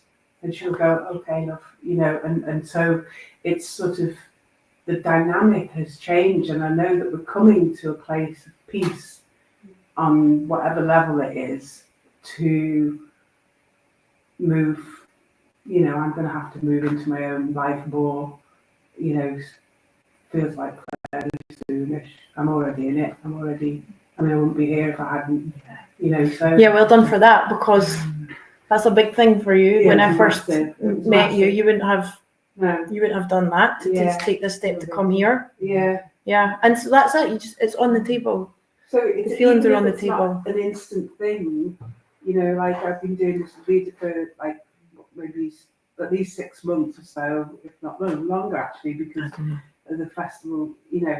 But each time I've done a bit of work, it's like it's changed the dynamic, even though it hasn't fully changed the situation, but it's changed the dynamic and the way I perceive my relationship with her, the conversations I have with her, and then the energy. I mean, like, I used to help her get washed every day. Like, she, about 6 weeks ago, she started getting up and trying to get herself washed, you know, and I still help her with a shower and things, but like, something she's taken what's hers, you know, like, and I've let go of me thinking, oh, I've got to do everything, you know, like, I just went into this, I've got to do everything for her. So like, it's like there is an energetic shift, and now I've got to earn what's mine, you know, but I've got to create space for that as well.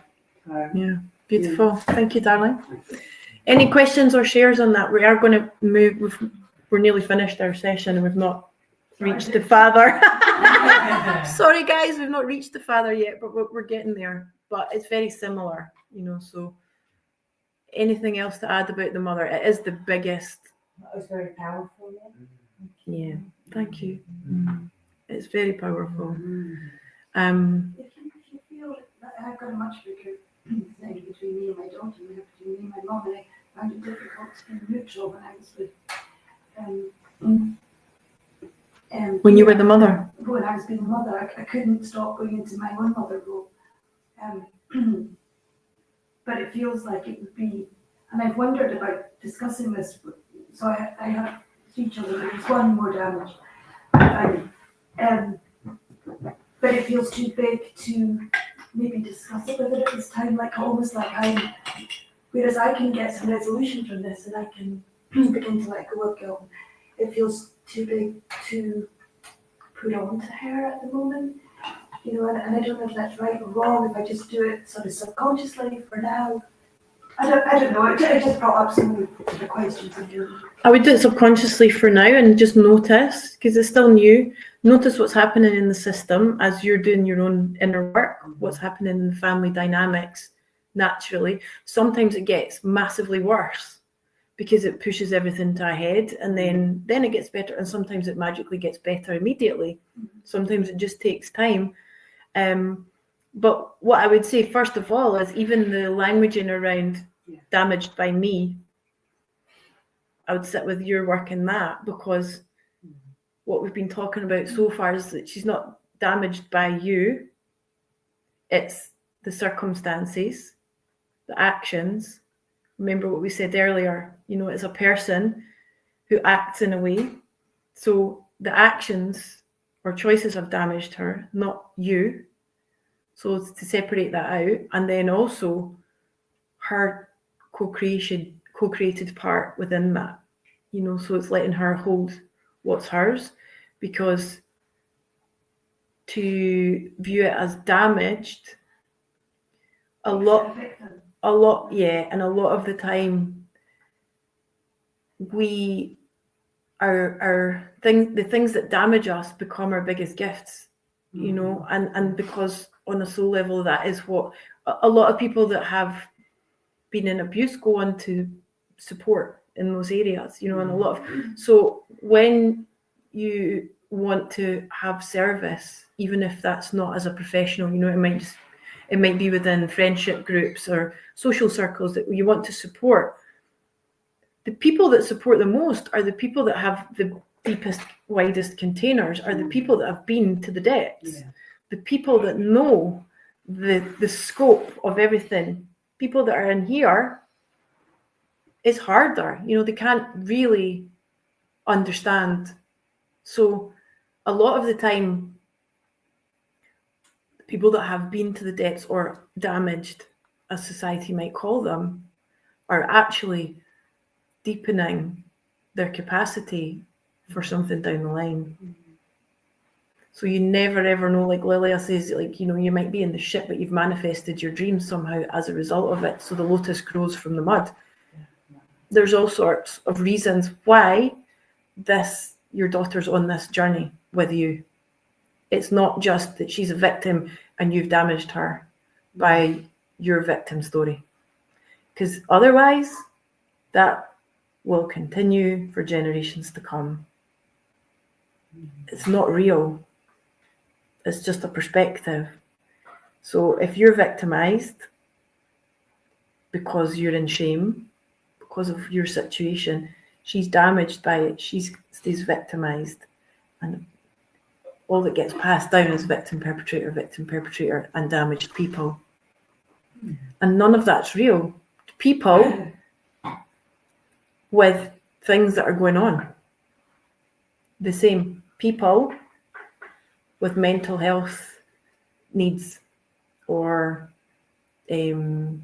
people with abuse stories, people with sexual shame, people with all sorts of shame, down and down and down. Can I just say that one of the things I've learned in communicating with my mum, who doesn't really speak the same language as me, is first of all, I check in with myself and see how I'm feeling. And then I try and explain to her, well, this is when that happens, or that happened, it made me feel like this. And so it's finding the language that's simple, and then just checking in very slowly and very simply, just one step at a time. If you just say one thing, sometimes that can make a little shift. And then you can go back to it with a different perspective.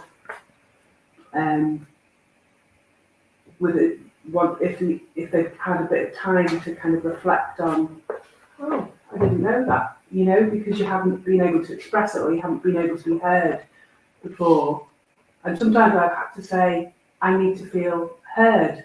And she'll sit there, and half the time I think, oh, she's just going, But then if I say it from her heart, you know, and it's coming from a real feeling and felt sense within me, then something gets transmitted in that expression. In a way, it's irrelevant what the words are, but it's about how the feeling behind it of this needs to be said, kind of thing. But you can also say it with love, you know, that really hurt. But it doesn't mean I don't love you, you know. It's like, so it's finding just one step at a time with simple language. I've found it's been very helpful. I'm just seeing the comments here. Kaz is saying, "Is that Janie?" Hi, Yes, it's Janie.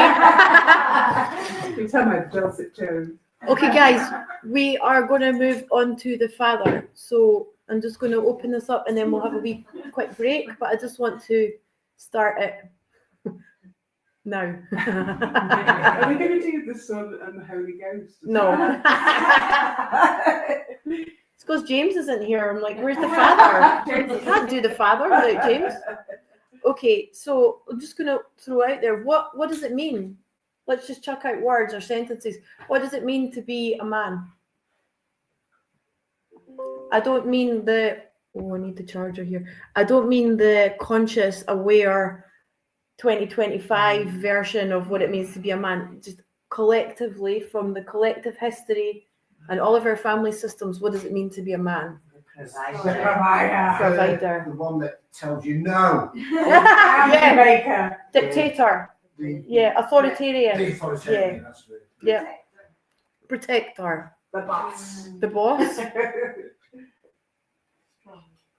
Strong. Powerful. Unemotional. Well, you know, Unemotional. Mm-hmm. or maybe Give me some sentences that they say to boys. For example, man up. Yeah. Boys don't cry. Perfect. Yeah. What else? Don't be a girl. Yeah. yeah. Don't be a fanny. What have we got here? Oh, thanks, girls. We've got strong, fixer, provider, leader. Stop crying like a girl. Yeah, thank you, Laura. So, that's just a small example. There's loads. No fucking pressure, guys. Like, if that's basically you in a nutshell, how does that feel? How does that feel for the men in the room? So we know, isn't it? Well, do you know what? I didn't have a father. Did you know? So I didn't get it. I got brought up by my mother. You're Jesus now, the Immaculate Conception.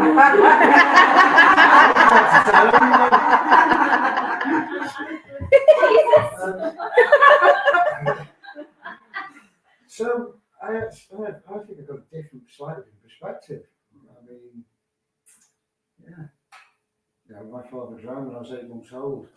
So I carried all my mother's No guilt trauma. and shame and this and that and this, everything, and the anger and the missing and all that. And I've seen all my life.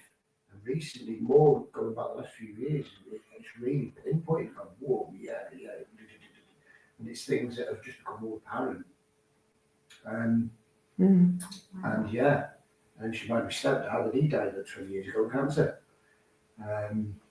So maybe you didn't have that coming down through your father line, but this whole room has just all agreed that that's the view, the collective view of a man. So relationships, friendships, you must still have experienced this stereotype or this pigeonholing of how you should be as a father, or how you shouldn't be as a father. A few friends who had fathers who were chip off the old block of roofers, you know.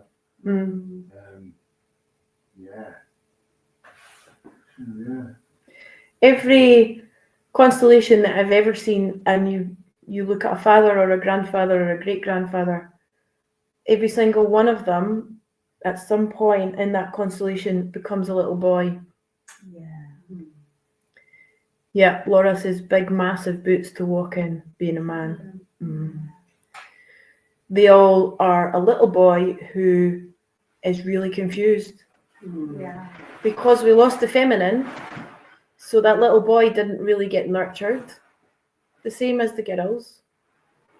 But somehow when we grow up, they're expected to know how to be a leader, how to be a provider and present, when society was very much like the man goes out to work, the woman brings up the children, but then the man had to go out to work, but then was also somehow failing for not being present.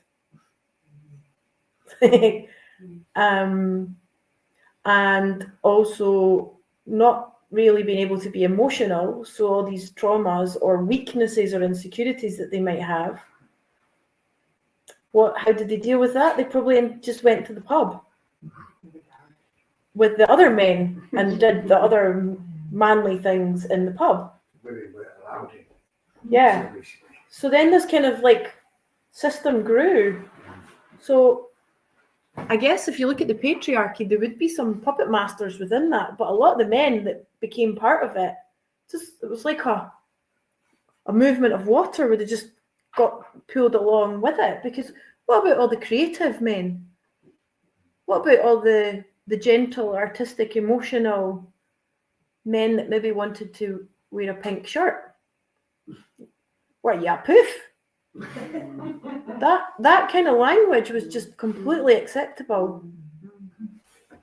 And with a lot of army or forces, grandfathers, and I mean, bow to them because they went to war and they came back with a lot of horror.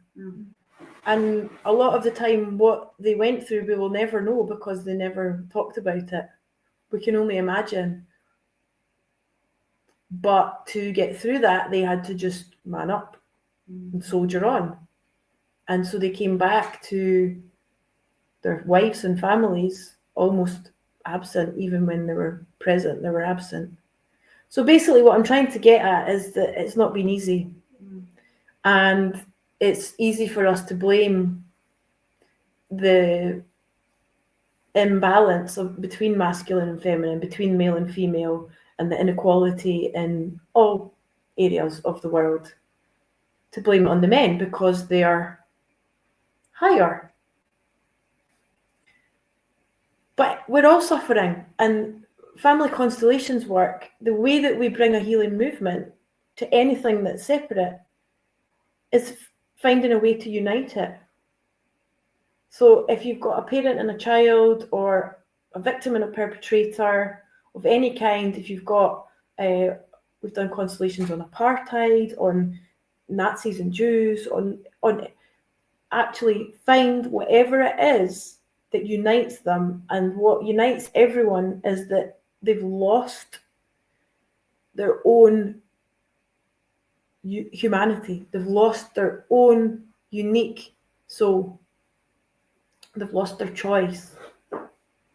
And you'd think, how the hell are you going to bring a healing movement between Nazis and Jews when you're working on the Holocaust? Actually, when those soldiers, or that system, however you look at it, meets with consciousness or truth, or whatever the resource is that you want to call it, divine masculine, divine feminine, source, creator, whatever resonates for you, that highest resource, when that system, which is the perpetrator, meets with that, they realize, I got lost. I really got lost. I got lost from my own heart center for someone else's agenda. Religion, the same. Every constellation I've done, and you bring in the Catholic Church, always the perpetrator, but then you bring in truth, and it says, not in my name. Oh God, then the remorse comes. They're like, shit. Okay, yeah, this was to our own end. But then you give them their own heart center, and they go, oh my God, I actually see what I've done to a fellow human. So the reality is, how do we unite what's, Hellinger said that the greater soul moves in one direction, that is to bring into union that which was made separate. So right now we are in separation. Everywhere we look, we're in separation. And that's why our new story is not to find the magical solution. It's to come into union. Just come into union as human beings. Because whatever makes us different and separate, what is really, really, really what it's going to take, is that what it's going to take, is for us all to go into such a dystopian fucking nightmare that we are starving and dying and crawling on our hands and knees. So then you finally look, and someone who's doctor, lawyer with their suit, and someone who's a bin man or whatever, they're both suffering in the same. It's our suffering that will unite us. It's our suffering that will actually drop all the hierarchy and the castes and the everything. But do we have to get to that point? We may well do. But this, if it can drop in, that okay, you might be really fighting for the most worthwhile cause in your life, and I'm coming from a heart-centered place because this is the way forward. And if everyone could just see, but the reality is you're just causing more separation, even although what you might be saying is beautiful and true. The fact that if you're not in harmony with all the other people that don't agree with you, you're causing more separation. So change it inside. All of us, we need to change it inside. So how do we bring this massive separation between